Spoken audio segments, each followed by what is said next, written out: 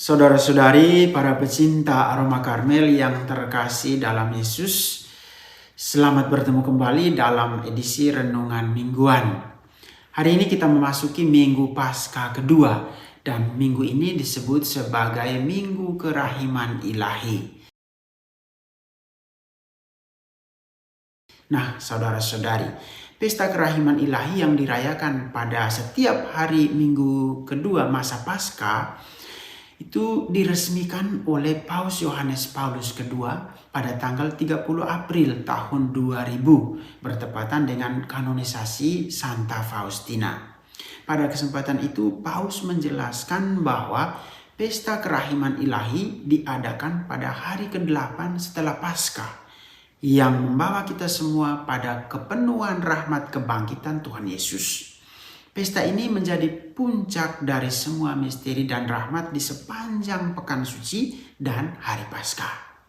Nah, saudara-saudari, pesan-pesan Yesus dalam penampakannya kepada Suster Faustina mengajak kita semua untuk semakin mengimani kerahiman dan belas kasih Allah yang dinyatakan dalam diri Yesus Kristus putranya.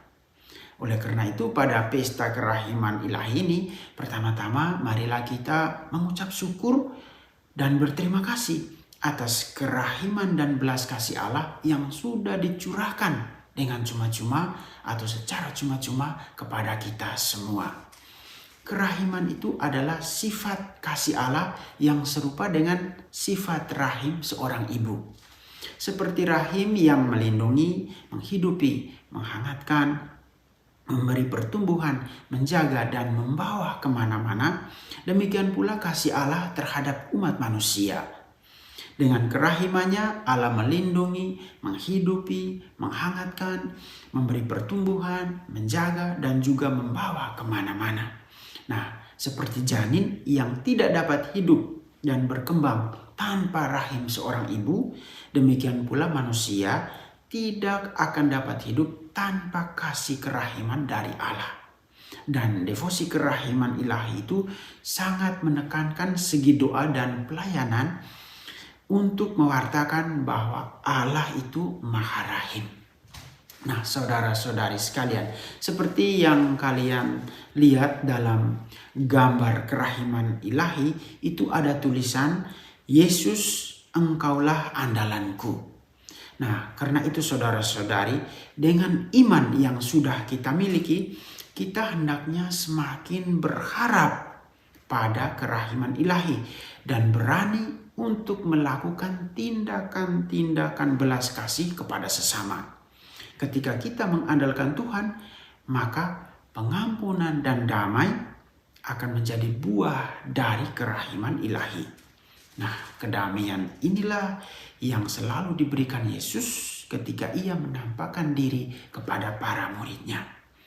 Nah, saudara-saudara, bagaimana para murid menanggapi kedamaian sebagai buah kerahiman yang diwartakan oleh Tuhan Yesus? Mari kita belajar dari Rasul Thomas. Nah, Rasul Thomas ini tidak mengalami kegembiraan dan damai yang dialami oleh murid yang lain saat Yesus menampakkan diri. Thomas lebih memilih untuk menyendiri setelah Yesus pergi. Memang Rasul Thomas itu juga bersama para murid yang lain, dia juga merasakan kesedihan karena kehilangan sang guru. Namun sayangnya, dia tidak mengalami damai dan kegembiraan bersama para murid saat Yesus datang. Meskipun Yesus akhirnya menampakkan diri lagi kepada Thomas dan para murid, namun nuansanya atau suasananya sudah sangat berbeda. Di sini Thomas atau Rasul Thomas itu tidak mau menjadikan damai dan kegembiraan murid yang lain sebagai kegembiraannya juga. Dia tetap pada pendiriannya untuk mengalaminya sendiri. Meskipun Yesus datang lagi untuk memberikan damai dan sukacita kepada mereka semua, tetapi lagi-lagi Rasul Thomas tetap merasa sendiri. Secara fisik memang mereka berkumpul bersama, tetapi hati mereka itu tidak satu. Dan Yesus juga merasakan itu dan mengalaminya Maka Yesus berkata kepada Thomas, "Karena telah melihat aku, engkau percaya. Berbahagialah mereka yang tidak melihat namun percaya."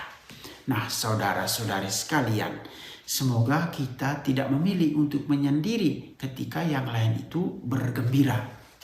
Kita jadikan kegembiraan yang lain itu menjadi kegembiraan kita juga. Jika demikian, maka ada damai di sana. Jika tidak, maka kita hanya menikmati kebersamaan yang hampa karena hati yang mendua. Saudara-saudari, apakah Anda sekalian mau menikmati kebersamaan yang penuh damai dan sukacita di dalam keluarga dan komunitasmu? Atau saudara-saudari mau memilih untuk menyendiri? Semoga Anda tidak salah pilih. Selamat Pesta Kerahiman Ilahi, Tuhan memberkati.